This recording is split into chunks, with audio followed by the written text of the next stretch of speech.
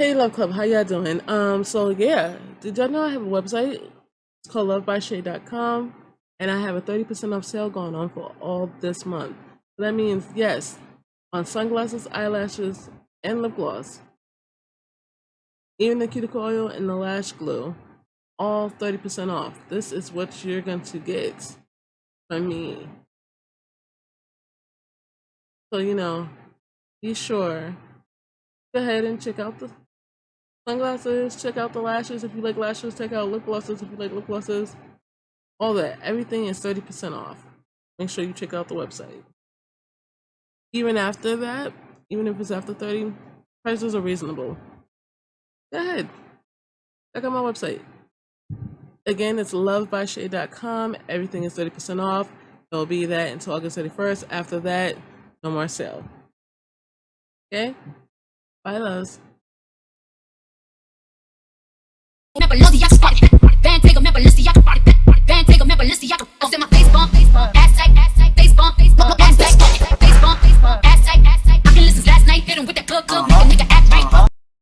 What up, look up? This is girl Shay. I hope y'all feeling good today. And I hope y'all showed a lot of love.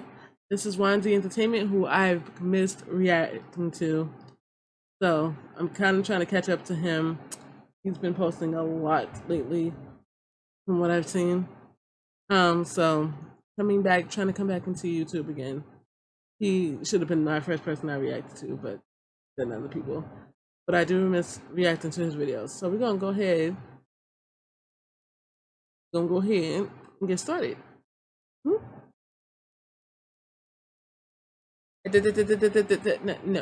No. No. I was young and fresh out of high school. I needed work, so I sent in resumes to all sort of entry-level positions. I got a few responses. I settled on McDonald's because it was an easy commute. Plus, the employee discount was pretty cool. The only position they had was a night shift, 10 p.m. to 6 a.m. I'm fine with that because I was already a night owl.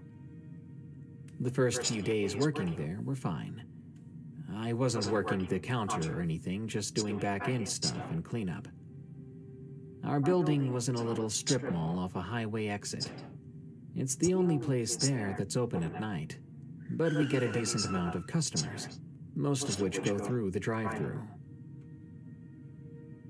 On the Friday of my second week working there, or maybe it was a really early Saturday morning at that point, I'm not sure. No. It was just late. I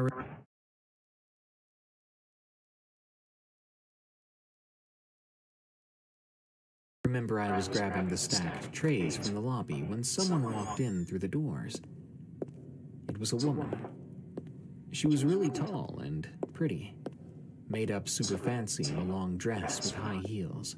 She was wearing a big hat, too.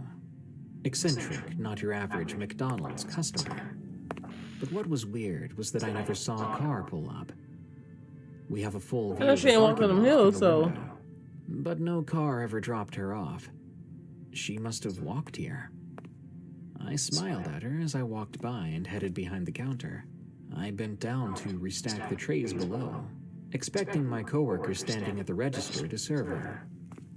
He didn't say anything, though, and after I'd finished, I stood up to find out why the girl I don't think he wasn't sees ordering her. anything. But she wasn't there when I looked up. I never heard the door open. She was just gone. I asked the guy on the till where the girl went, and he replied, "Who?" Yeah, like, I said the girl with the hat, and he just looked at me like I was dumb, telling me he had no clue who I was talking about. So I tried to rationalize it, deciding she had probably stepped in the door, took a look at our grubby menu, and left. But something was weird about the whole thing. It didn't really make sense why someone who looked and dressed like that would be at a random McDonald's in the middle of the night. Whatever. The shift went on normally for the next hour. Then I remember taking a break after cleaning the toilets. I sat down on a chair in the back near the kitchen when I heard heels clicking on the floor. why does she It was keep quite reappearing? audible, louder than if someone was just walking. It sounded like stomping, sort of. So I peer out into the lobby. My coworker was gone from the front. I figured he went to take his break. But you know who I do see? That same woman. Only this time someone was with her. A man. He wore a tuxedo with fancy black shoes. They were dancing together, like full-on Was ballroom this used to be a dancing place in the before lobby, swinging the back and McDonald's? forth. It was the most bizarre thing I'd ever seen. I remember watching them for a bit, mesmerized, before I took my place behind the register. I said something along the lines of, can I help you? They both looked at me at the same time. As they stared, I felt a hand grab my shoulder with a firm grip. Instinctually, I turned around. No one was there. I knew someone had So touched me, I but have there a wasn't feeling this anyone. McDonald's was something So way I before it spun was a back to the McDonald's. lobby where the people were, to find them both gone. The man and the woman had just vanished. Once again, I didn't hear doors open or close. I didn't hear their fancy shoes skid on the floor. They were just there 1 minute and gone the next. For the rest of the night, only a few small things happened. At one point, I walked by the washrooms on my way to do something, to find both doors swinging. The male See, I and would female have quit ones, by now. like someone had just crashed through both of them. A little while later, I remember looking for something on the shelves in the back near the employee entrance, and something banged on the door, hard. Something heavy hit it, and only once. I remember opening it, looking around, and seeing no one. After that, the shift was regular. Really not much to say.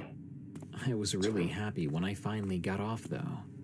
The first bits of sunlight had just begun to come over the horizon as I left for my car. I was punching out 10 minutes before I was supposed to, but I didn't think the people coming in would care. As I hit the parking lot, though, I see a car. It looked like a small limousine. It was just sitting there in front of the restaurant. Through the light from the street lamp, I could make out the doors opening. 2 people got out, one on each side of the car. It was the man and the woman I'd seen before, the same people that were dancing. Only their appearance had changed. Their clothes seemed torn and ragged. I could see Like the something woman's happened dress to them. clearly because it was white. It was covered in dirt with holes and tears. And their faces. Their faces were terrifying. Their skin was bleach white. And their eyes, which were previously normal, were this beady black, like oversized bugs were looking at me. I stood there, frozen as I looked at them. Then the man spoke in a deep, filtered voice that seemed to echo from all around me. Would you like a ride? We have room for one more. What? Shaking my head was all I could muster. Without another word, the 2 people, if you can call them that, got into their car, shut the doors, and pulled away. None of their lights were on. I watched wide-eyed. Obviously, as something the had to limo happen to drove down the them. road They keep coming back to before this place because it's disappearing where into they the last darkness were, or of the early something. morning. That's the only thing I can think of. Either because looking at the clothes, that something had to happen to them, and this was their last place that they remember being. And I don't think the McDonald's used to be a McDonald's. It could have been something else. That or that McDonald's is just haunted. Don't know. But whatever he said, I didn't understand it. So, anyways, go on.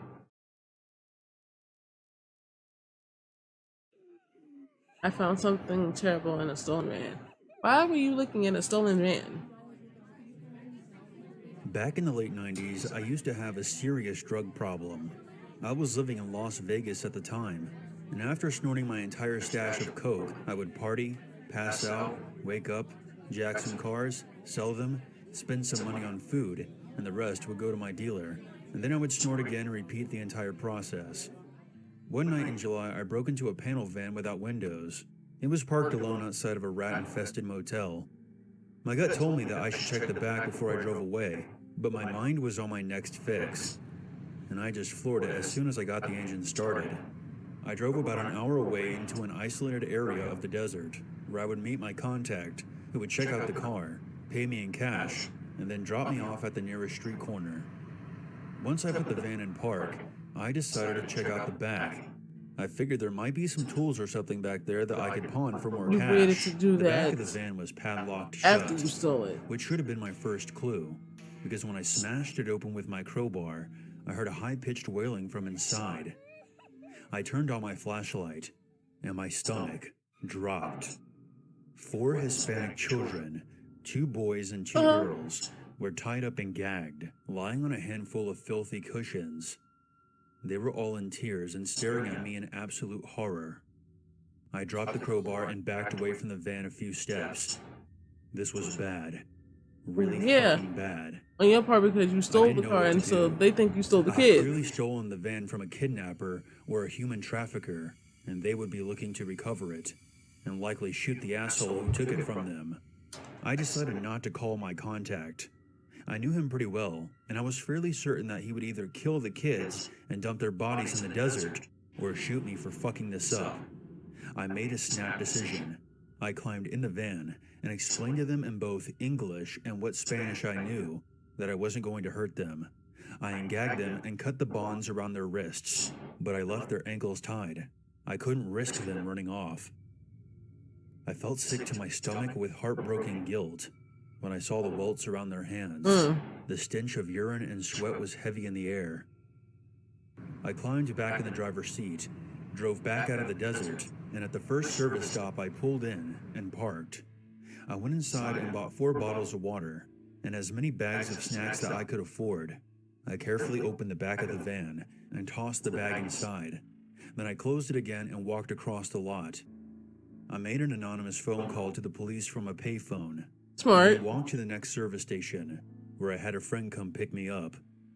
After that night, I had my friend buy me a bus ticket to Texas, where I had an older brother who would let me stay on his couch. I got clean, and I ultimately turned my life around. I got an honest job, and I now have my own family and my own home. I remember being so relieved when I heard on the news that the kids had been found and were returned to their families in Mexico. That's good. You never know when life will give you a test like that and a chance to prove your character. I like to think that those kids helped me as much as I helped them. Oh, they did, because you got cleaned and took responsibility for stuff. So, yeah.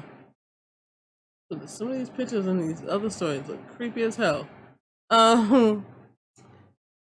But yeah, that one wasn't too scary. It wasn't really scary. I mean, scary in the sense that something could have happened to him, but not like scary and like jump scare or somebody died and you're getting haunted, like type scary. So that was scary in a different way. Yeah, he's got clean. The kids were rescued, but I wonder what the kidnapper who did all this, what it did. I wonder.